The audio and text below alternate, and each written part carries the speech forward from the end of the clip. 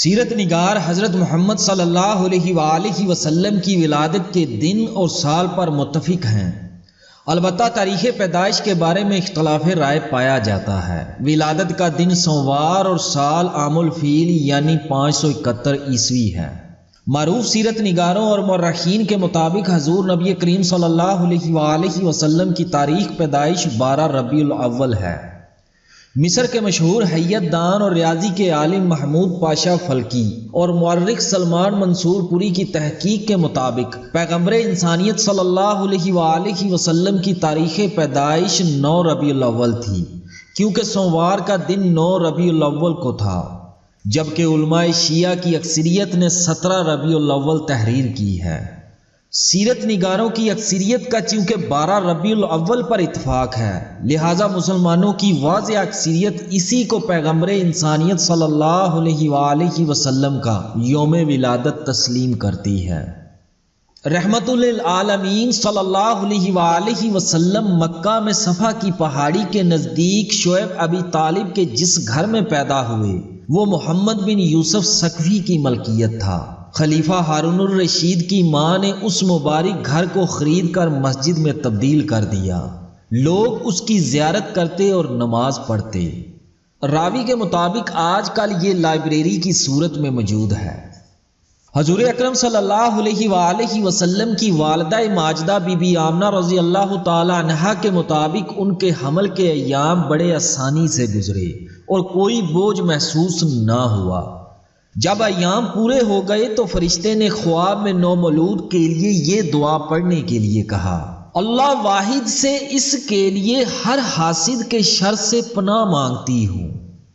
حضور پر نور صلی اللہ علیہ وآلہ وسلم کے دادا عبد المطلب نے اپنے پوتے کا اسم مبارک محمد صلی اللہ علیہ وآلہ وسلم رکھا، جبکہ بی بی آمنہ رضی اللہ تعالی عنہا نے خواب کے مطابق احمد رکھا۔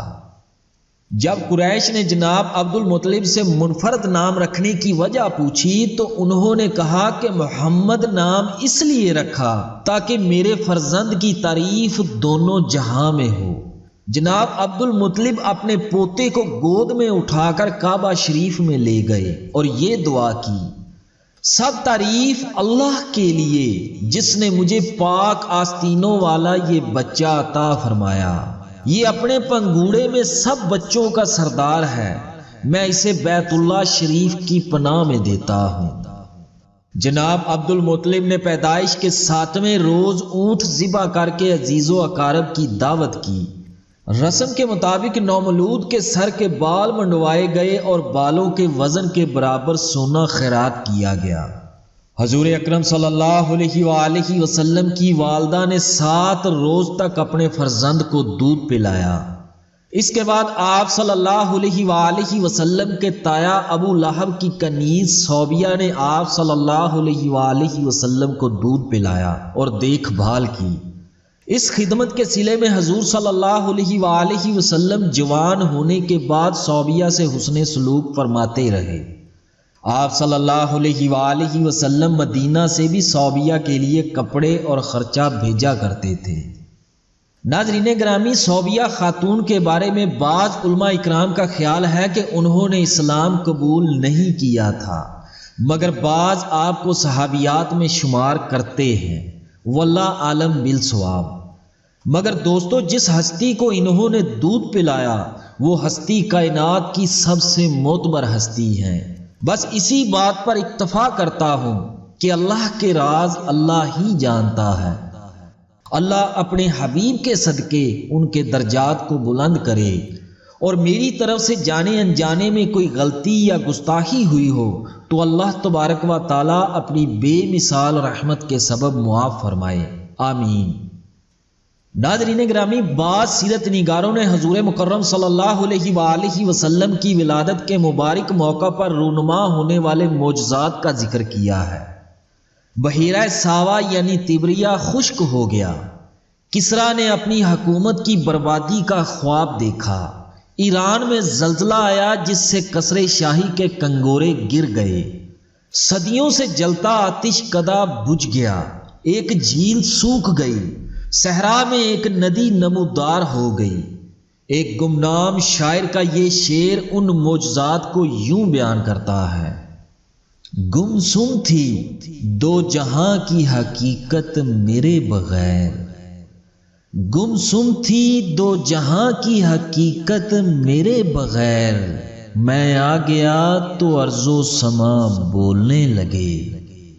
ابن کثیر رحمۃ اللہ علیہ حضرت ابن عباس رضی اللہ تعالیٰ عنہ سے روایت بیان کرتے ہیں کہ رسول مکرم صلی اللہ علیہ وآلہ وسلم کی ولادت 20 سوموار کے دن، بعثت 20 سوموار کے دن، مکہ سے ہجرت 20 سوموار کے دن، مدینہ میں تشریف آوری 20 سوموار کے دن اور رحلت 20 سوموار کے دن ہوئی۔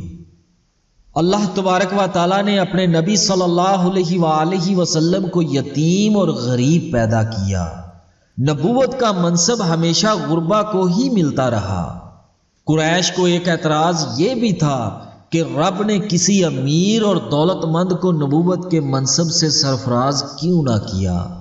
ارشاد ربانی ہے، اور اللہ نے تم کو غریب پایا اور پھر غنی کر دیا۔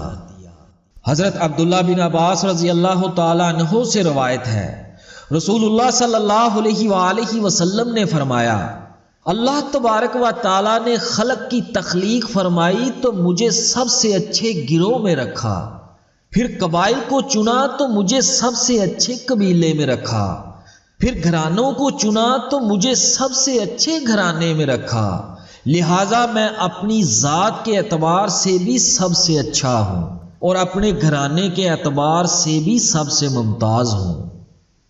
عرب میں رواج تھا کہ نومولود بچوں کو بدوی عورتوں کے سپرد کر دیا جاتا تھا تاکہ بچہ صحرا کی کھلی اور صاف ہوا میں پرورش پائے، نیز اس کی زبان فصیح اور جسم مضبوط ہو، نیز وہ اس قابل ہو جائے کہ مصائب و تکالیف کا صبر و تحمل سے مقابلہ کر سکے۔ آپ صلی اللہ علیہ وآلہ وسلم کی ولادت باسعادت کے موقع پر بھی چند بدوی عورتیں بچوں کو گود لینے کے لیے مکہ آئیں۔ قبیلہ بنو سعد کی حلیمہ سعدیہ رضی اللہ تعالی عنہا کی گدھی چونکہ کمزور تھی لہٰذا وہ تاخیر سے پہنچی۔ اس دوران بدوی عورتوں نے امیروں کے بچوں کو گود لے لیا تھا۔ رسول خدا صلی اللہ علیہ وآلہ وسلم کو یتیمی کی وجہ سے کسی نے گود نہ لیا تو حلیمہ سعدیہ رضی اللہ تعالی عنہا نے آپ صلی اللہ علیہ وآلہ وسلم کو گود لے لیا۔ حضرت آمنہ رضی اللہ تعالی عنہا نے حضرت محمد صلی اللہ علیہ وآلہ وسلم کو بی بی حلیمہ کے سپرد کرتے وقت اشعار پڑھے جن کا ترجمہ یہ ہے: میں خدائے ذوالجلال سے پناہ مانگتی ہوں اس برائی سے جو پہاڑوں کے اوپر سے گزرتی ہے، تاکہ میں اس بچے کو حلال روزی کا حامل دیکھوں اور اپنے قرابت داروں کے ساتھ نیکی کرتا پاؤں اور دوسرے عوام الناس کے ساتھ بھی۔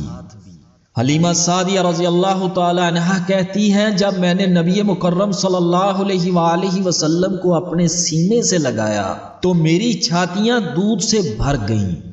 آپ صلی اللہ علیہ وآلہ وسلم نے خوب